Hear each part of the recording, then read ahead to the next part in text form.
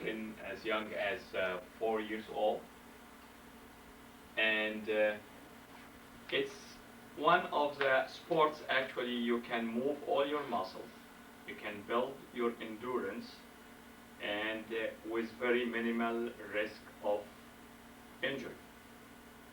Compare it by, for example, running. Running, with certain ages, you can start to injure your cartilage. You can develop some, injury, and that's because, you know, uh, I don't know. I'm not following this and this.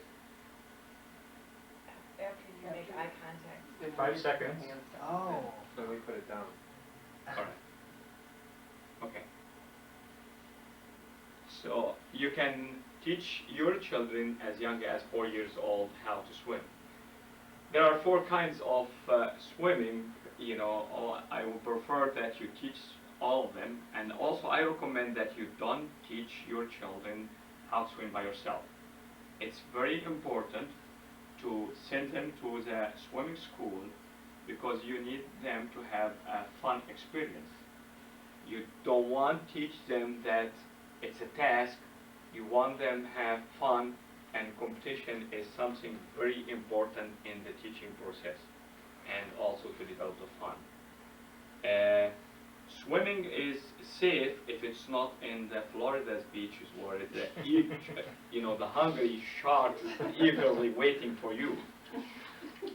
And I don't actually waste any chance to swim in the salt water, but you can aim that you swim also in swimming pool. And of course, I enjoyed large swimming pool because if you're doing as an exercise, not just to enjoy the water, it's very important to have enough to make some laps so you can exercise enough. You developed endurance. You also exercise every groups of muscles in your body with less injury comparing by a lot of other sports. And that's what I recommend actually everybody to learn how to exercise because it can help you when you are old enough and to have it as a safe exercise.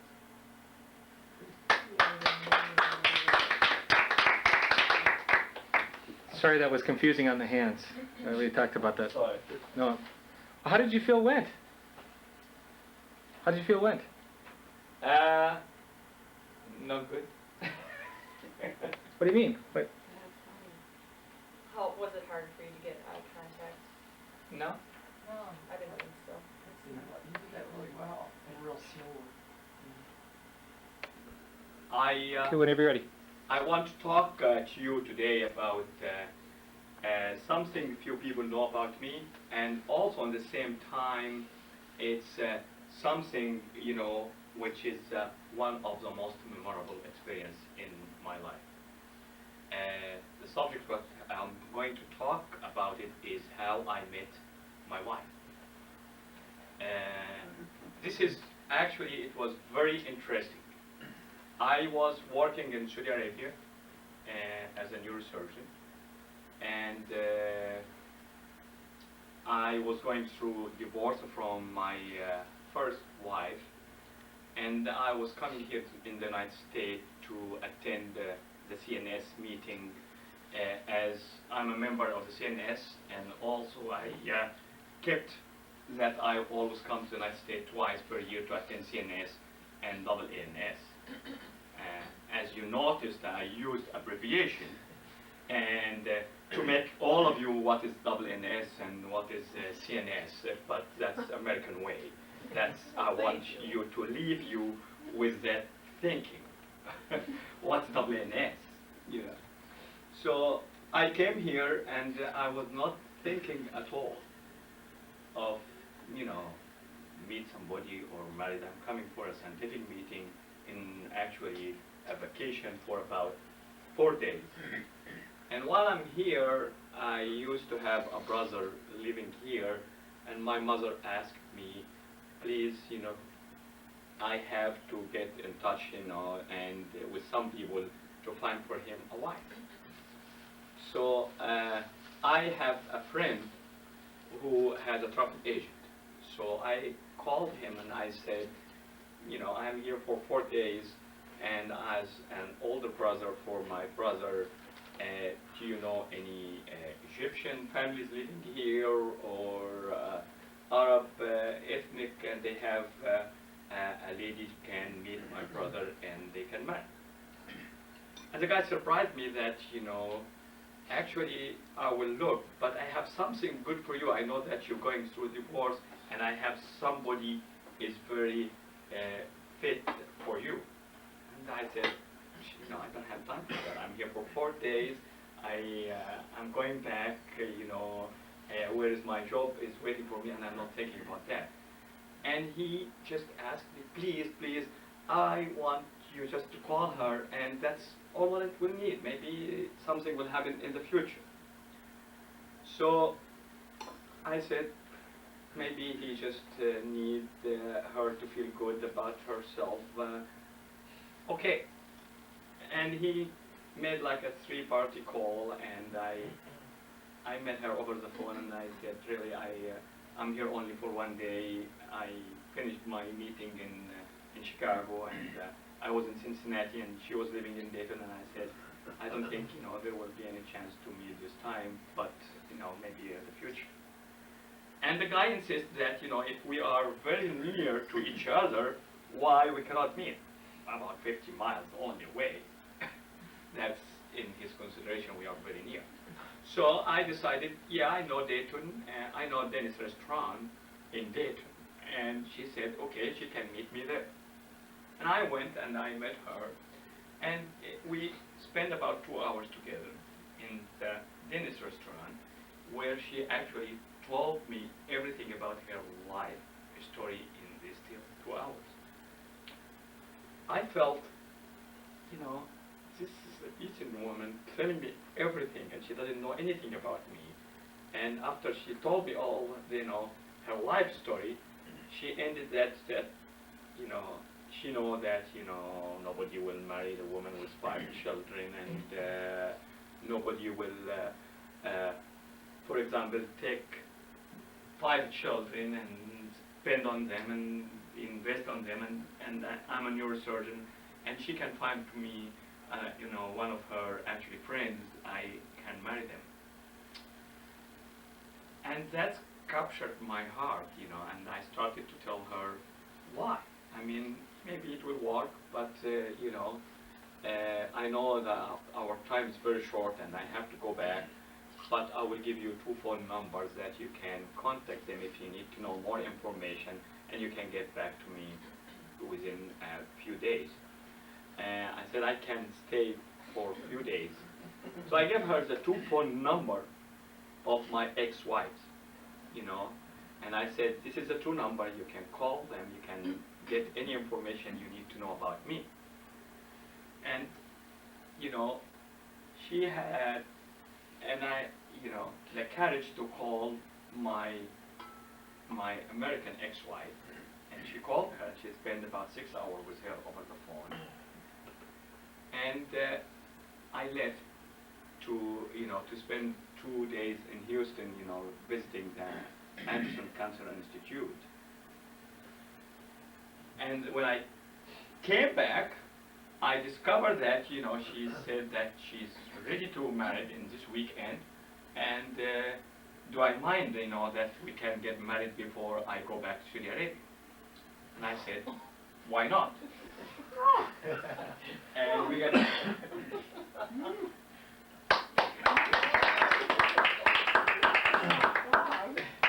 Brave man.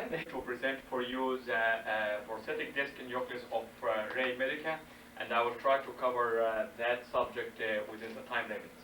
First slide, please. The PGN is FDA investigational device in the United States, and we have a CE market for it in Europe, so we sell it in Europe and the rest of the world, but in the United States it's only investigational device. Next.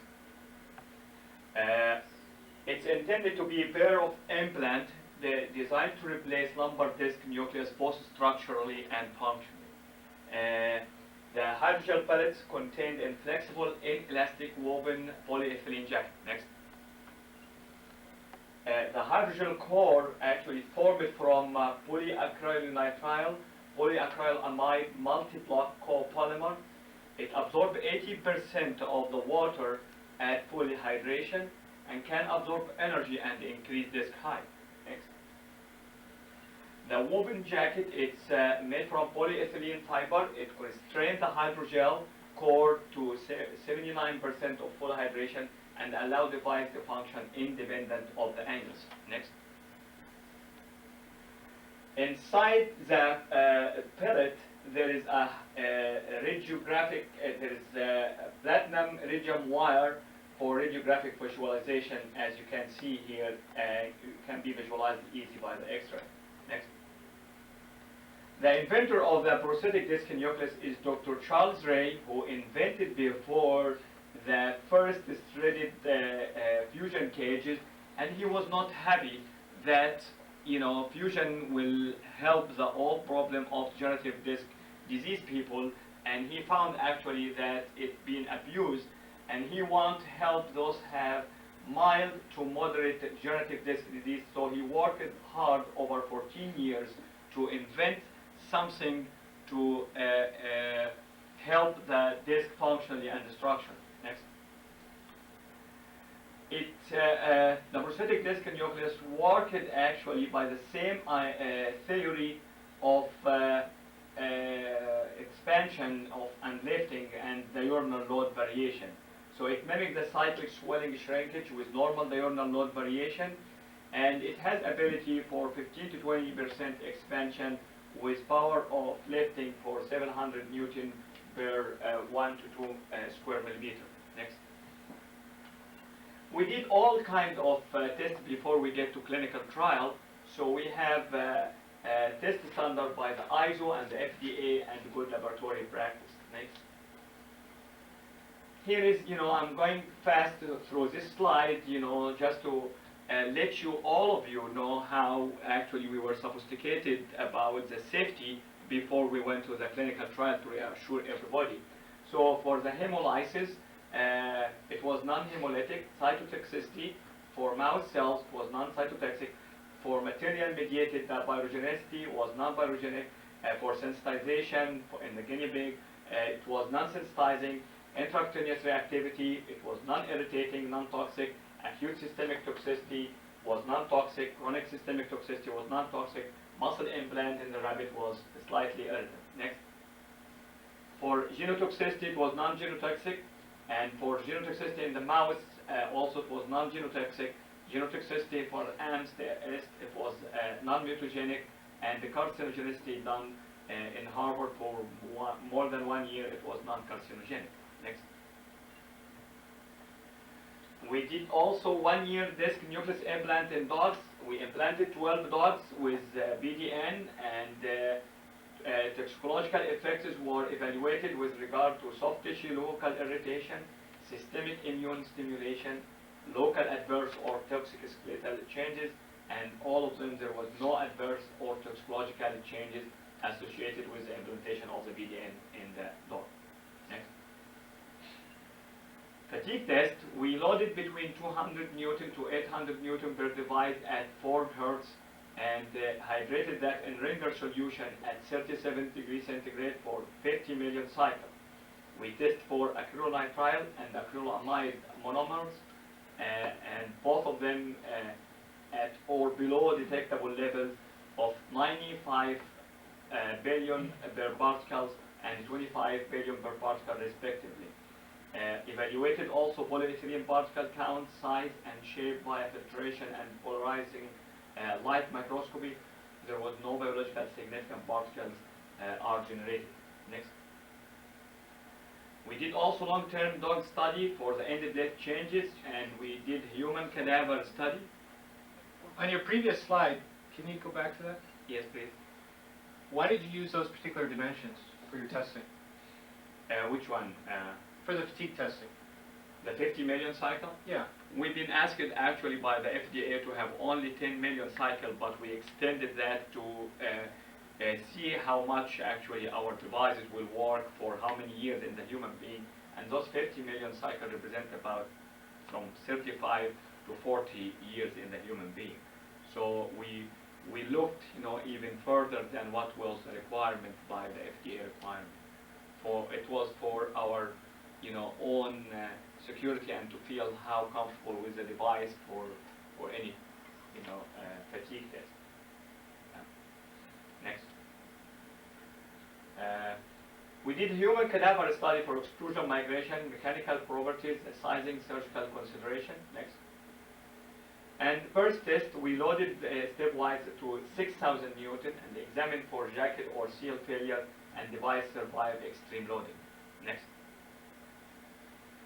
Here is the treatment modalities for degenerative disc disease. We went, to the era of medical screw to help to, those people of degenerative disc disease, and then it came the era of the cages, and still, we were unable to solve completely the problem of degenerative disc disease. That's why we were in need for a new treatment. Next. So why we are looking for new treatment for degenerative disc disease? We intend to relieve pain, maintain or improve disc height. We want to preserve the range of motion. We want to reduce the surgical time and the cost, minimize trauma and avoid fusion, retain as much of the normal anatomy as possible. Next. Here is our centers, the active center worldwide. In the United States, we have our feasibility study for 15 cases. In Germany, we had feasibility and pilot study. Now it's 81 cases. Sweden 38, Egypt 38, and Brazil is 33, and Venezuela 31, and Saudi Arabia 61 cases. Next. The total number here is 462. I'm going to actually address here the follow-up, the study we did, for 164 cases, and we followed them up for 6 months. And we had feasibility study, as I said, in US and Germany. We have pilot study in Germany, and we did randomized study in Egypt between discectomy and our device. Next. The patient selection for our cases, age-wise between 18 and 65.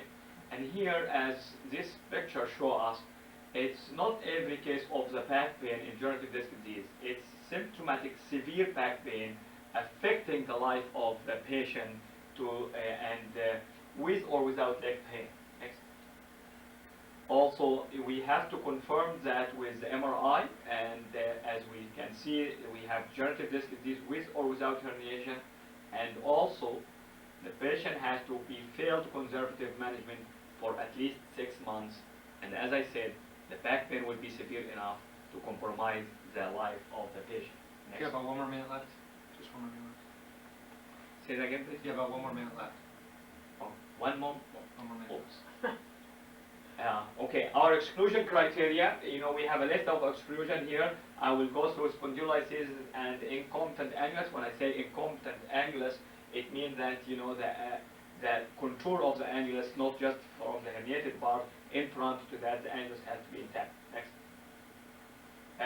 Age-wise, we have 39-year-old average age, and between male and female, 98 to female 66. Next. The level was, the largest level was between L5S1 86, L45 65. Next. Here we measure the anterior, posterior, and transverse diameter pre-operative preparation. And next. The thickness of the disc, it has to be at least 37 millimeter in depth before we implant it to be able to take 2 devices. Next. The approach is posterior approach and anterior approach and endoscopic approach. We can use all of them. Next. The posterior approach we have 157 and the anterior approach 7 cases. Next. The instrumentation is very simple. We have set of dilator, set of sizer, and laminar spreader, and sets of impactors, and a long Alice, to hold the device. Next. Posterior approaches and fluoroscopy, we do laminotomy and we embolise and retract dura to the midline. Next. We dilate the annulus and next. And then we get the sizer to determine and to confirm what size of the implant we're going to use. Next. We tether the two devices together so to limit the displacement of the posterior device. Next. This is the optimum position we intended, after we finish. Next. Here is also the the CT scan and the X-ray showing the device in the appropriate position. Next. Also, this is a picture of the MRI showing the optimum device position. Next. This is the device, and it showed how it actually helped to lift this, after the implant. Next. Our evaluation for pain, we depend on oswestry, low back pain, and we have the severe disability preoperative, and after 24 months, it actually was very low, between 0 to 10, so this means very minimal disability. Next. Okay, we're going to have to, I'm sorry to interrupt you. I know you're not done yet, but we're going to have to cut you on time, so thank you. Good job. How'd it go?